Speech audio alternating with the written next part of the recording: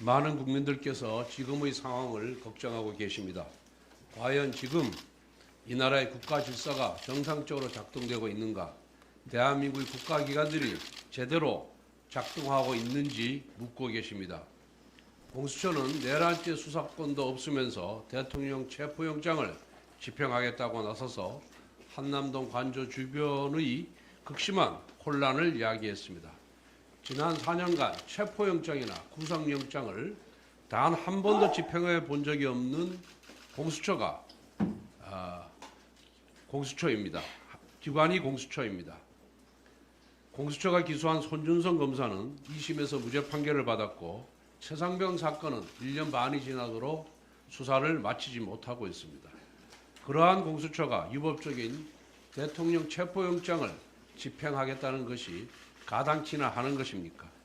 헌법재판소는 계류 중인 총 10건의 탄핵 소추안 중에 오로지 대통령 탄핵 심판에만 열을 올리고 있습니다.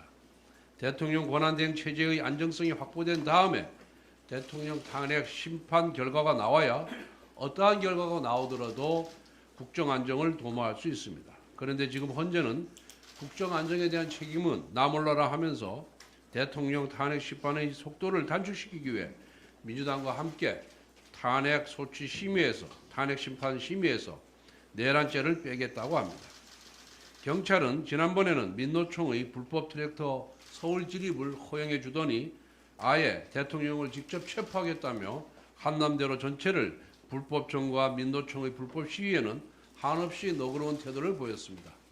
경찰을 폭행한 민노총 조합원 2명은 단 하루 만에 석방해졌습니다. 경찰 지휘부는 지금 경찰이 사회 질서 유지를 위해 노력하고 있는지 아니면 도리어 사회 불안을 자극하고 있는지 되돌아보길 바랍니다. 국민이 안심하고 생활을 이어가려면 국가기관의 공정성에 대한 신뢰가 기반이 되어야 합니다.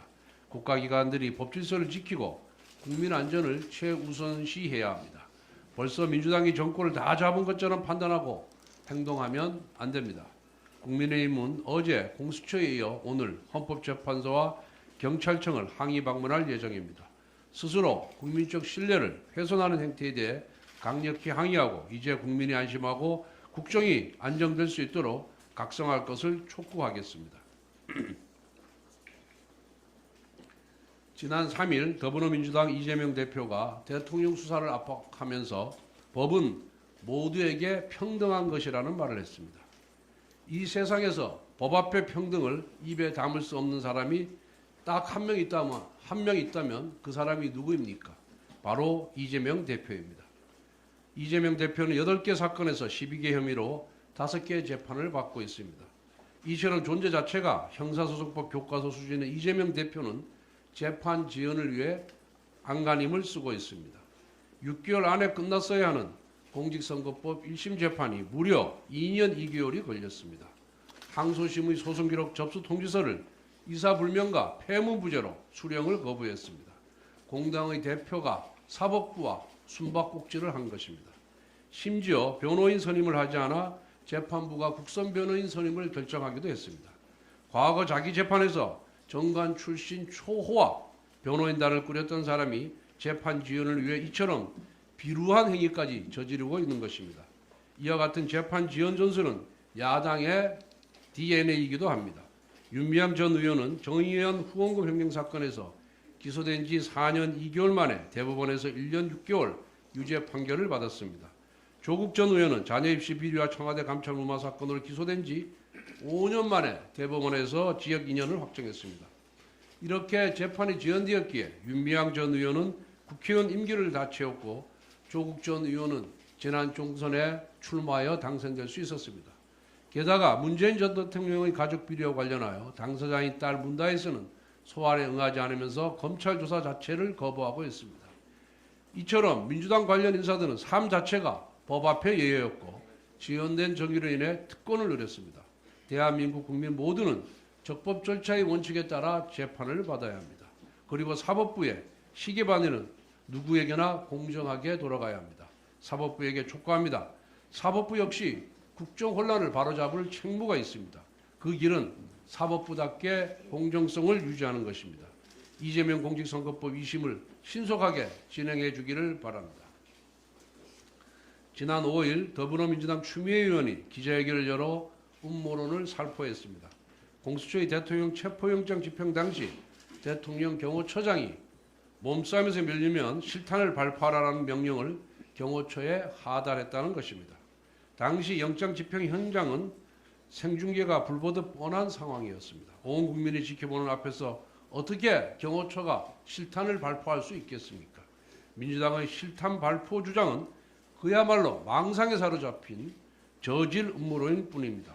박종진 경호청장은 당시 체포영장 집행 수사관들과 경호관의 대치 과정에서 어떠한 폭력과 물리적 충돌이 없도록 조치했다고 밝혔습니다. 실제 현장 역시 이러한 조치대로 진행되었습니다.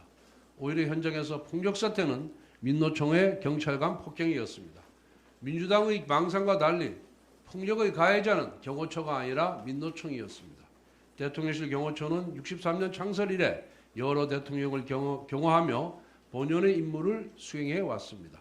정파와 상관없이 누가 대통령이 되어도 자기 직무에 충실해 왔고 앞으로도 그럴 것입니다.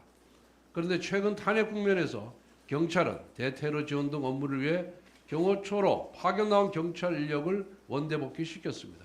또한 국수본은 경호처장, 차장, 본부장을 차례로 입건하면서 기능 마비는 물론 사실상 해체 상황으로 몰아가고 있습니다. 요동치는 정치권 때문에 대통령 안전과 직결된 정부 조직이 와해되고 있는 것입니다. 특히 추미애 의원의 음모론은 지난 수년간 수십 년 동안 묵묵히 이뤄온 경호처의 명예를 짓밟는 망언입니다. 반드시 사과해야 하고 법적 책임을 져야 합니다. 만약 추미애 의원이 정말 신뢰할 만한 곳으로부터 실탄 발포 제보를 받았다면 제보자를 공개하길 바랍니다. 이는 국가적으로 대단히 중대한 사안입니다. 추미애 의원은 본인의 음모론에 대해 대국민 사과를 하든지 아니면 제보자를 공개하든지 둘 중에 하나를 선택하기 바랍니다.